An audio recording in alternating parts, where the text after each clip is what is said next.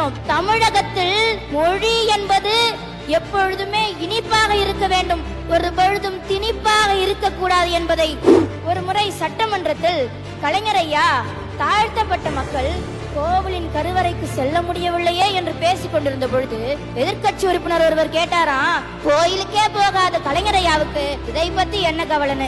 அதற்கு கலைஞர் ஐயா கூறுகிறார், ஏயா கொலை செஞ்சவன் மட்டுமா கோட்டுக்கு போறான், வாதாடுறவனும் கோட்டுக்கு போய்தான ஒண்ணு. அடுப்பங்கரையில் முடங்கிய பெண்களின் கனவுகளை படுப்பங்கரையில் உயர்த்தி பிடித்தார் நம் தளபதி. அதுதான் நம் புதுமை பெண் திட்டம். கண்ணா, இது வெறும் ட்ரெய்லர் மட்டும்தான், மெயின் பிக்சரை 2.0 தான் நீங்க பார்க்க போறீங்க. ஆமாங்க, தமிழக அளவுல மட்டுமல்ல, இன்டர்நேஷனல் அளவுலயும் ஜெயிக்க போறது நம்முடைய மாணவர்கள் தான். இது வெறும் சொல் அல்ல, இது செயல்.